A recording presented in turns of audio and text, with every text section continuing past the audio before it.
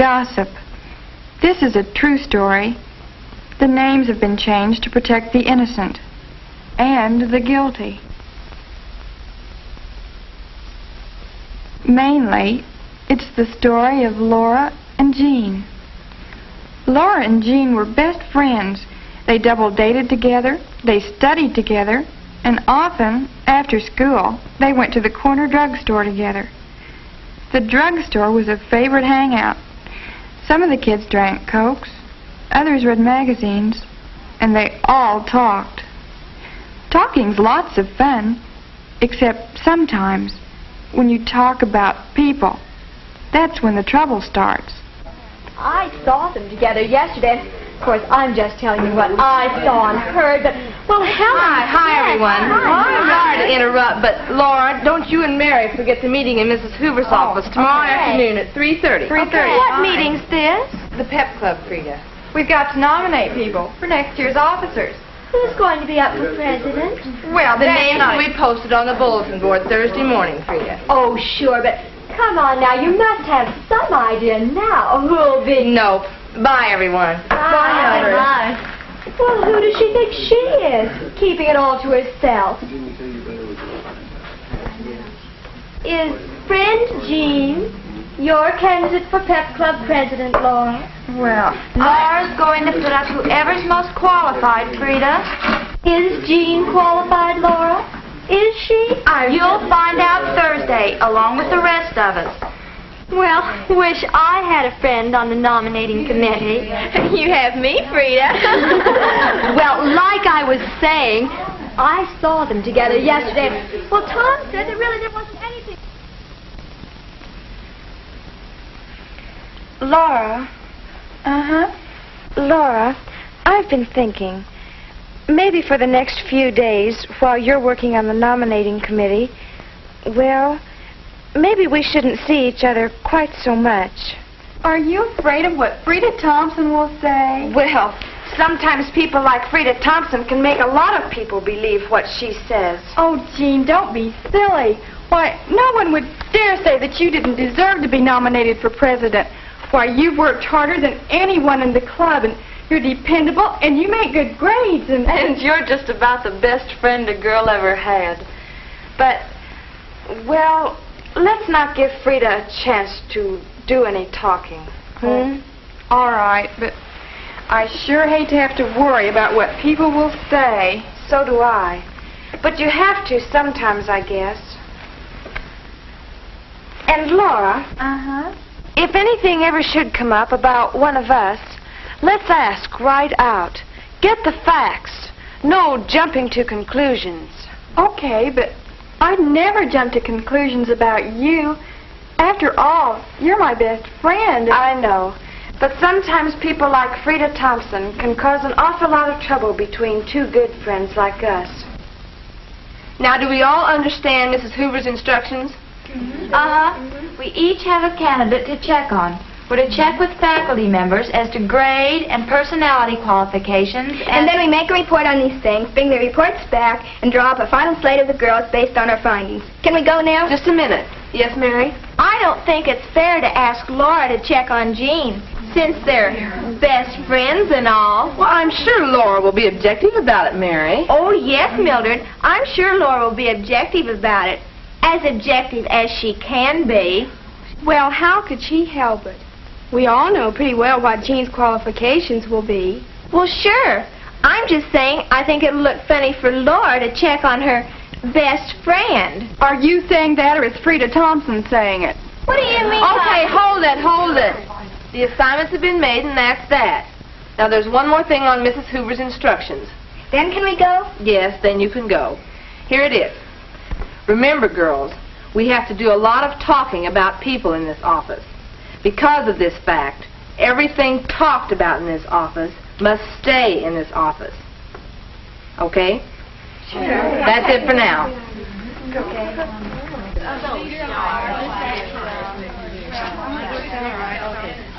Okay, bye.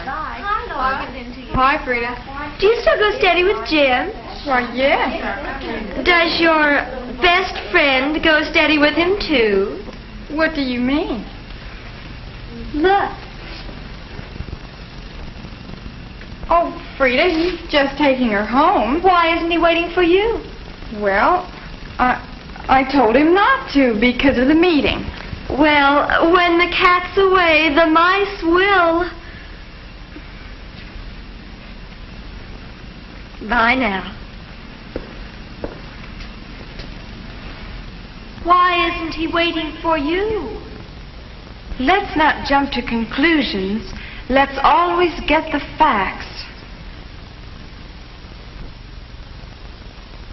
Yes, Laura, I think Jean would be a good choice for Pep Club president. Hello, Mrs. Anderson. Hi, Hi, Jean. Laura. Hi, Jean. Here are the tests, all done. Would you like me to put them in the drawer for third hour? No, just set them on top of the file. I'd like to check them over, please. Well, thank you very much. Mr. Summers would like to see you in the office when you're through here. All right. Thank you. I'll see you both Thanks later. again. Bye. How she can make up so many different questions year after year, I'll never know. Jean. Oh, Larry, come here a minute. Will you? I have something I'd like to tell you. What can I do for you, cutie? You're in Mrs. Anderson's third hour class, aren't you? Don't I look like it? I've been up most of the night studying for that quiz of hers. Well, there's some things I'd like to talk to you about. While we have a few minutes now before class starts.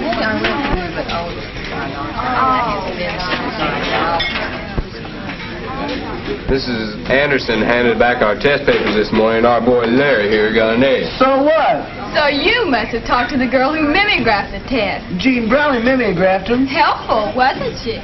Jean and I were talking the other day in Mrs. Anderson's room about the party we were going to do. Got answers, you mean. Oh, what color? Big news, big news.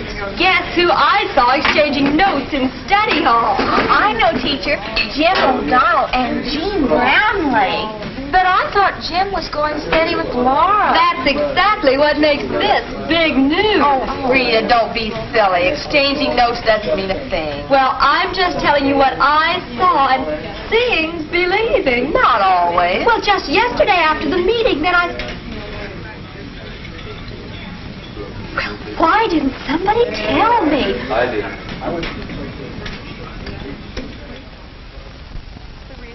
I think that Jean Brownlee doesn't deserve to be nominated for president. Well, Laura, you're Jean's best friend, and you wouldn't be bringing in just plain gossip about her. But somehow it just doesn't seem like Jean did help people cheat on a quiz. Oh, I don't know. She makes pretty high grades for someone who has so many outside activities. She's smart, that's why. Sure, she's smart, but she's also human. Besides, this thing's all over school now. Is that true? Have the rest of you heard about this? Yes. Rita Thompson saw Jean carrying test papers in the Miss Anderson's room. Oh, well, What do you mean by, oh, well? just that sometimes Frida sees more than there is to see. Jean's best friend saw her with the test papers, too. Didn't you, Laura? Yes. Larry Smith wasn't the only poor student to make an A on that test. There was Jean Miller and Frank Horton. All right. This is getting a little messy. We probably ought to talk to Mrs. Hoover about it. Why can't we take care of it? Look, Mildred, we all like Jean. But let's admit it, this thing's all over school. If we put Jean's name on the slate now, every girl in the pep club would be screaming about it. they would. I agree. And I move we drop Jean Brownlee's name from the slate. How about Cynthia Smith? Cynthia. All right. You win. We'll put Cynthia's name on the ballot and scratch Jean's off. But don't forget what Mrs. Hoover said. Everything that's said in this office stays in this office. Now, Jean will probably feel real bad that she's not on the ballot anyway, so let's not make it any worse. All right, now about the other officers. Let's go to class, Bob.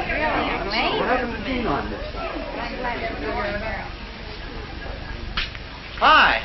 Say, thanks for helping me with this gift, Jean. Hey, what's the matter? Your name won't fade off. Cynthia Smith. Well, I'll be. Oh, look, Jean, it's only an office. Why, 20 years from today, you won't even remember it. Oh, I'll remember it all right. Because it's my best friend's birthday. See you later, Jim. Bye. Golly, Jean, I'm sorry about your not getting on the pep club slate. Everyone who's up there will do a fine job, I'm sure. Jean, there's something I want to tell you for your own good. Now, I can't tell you who told me, but, well, I know why you didn't get on the pep club ballot. You see, when Laura came into the meeting the other day, it came up about that cheating on the tests in Miss Anderson's room. And, well, you mimeographed the tests, and Laura saw you talking to Larry Smith that afternoon. I don't understand. It's not true. None of it's true. Laura, you know I wouldn't do a thing like that. Why didn't you come and ask me about it? We weren't supposed to talk about it outside the meeting. You weren't. I don't understand. I thought we were always going to get the facts before we jumped to conclusions. I thought I had the facts. But you didn't. You didn't. Jean, you're making it worse than it really is. No, I'm not. It's a big lie. You can live it down. Why? Why do I have to live it down? Why do I have to live down a big lie? Laura, who started it? Tell me, who started it? I can't. Why?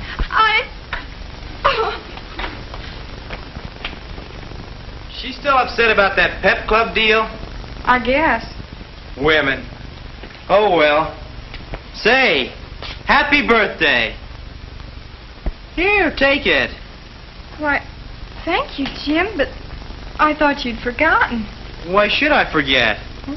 I don't... Oh, Jim, a friendship bracelet. How did you know I wanted one? Your best friend told me. Oh? Yeah, boy, that Jean's a swell gal. You know how I hate to shop for things for girls. The clerks look at you so funny and everything. Well, Jean did all the shopping while I drove her around. She even wrapped it for me last night. And oh, you know what else she did? She heard about Mrs. Anderson leaving next year, and she and Larry Smith and some of the other kids are arranging a farewell party for her. And oh, and did you hear the lowdown on the good grades in Mrs. Anderson's third-hour class? Seems Tom Gunnison found a copy of the test in the mimeograph room and started circulating it.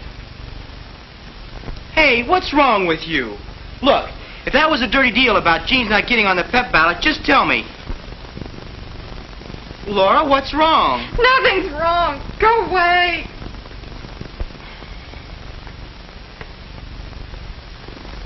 No, nothing was wrong, except that everything was wrong.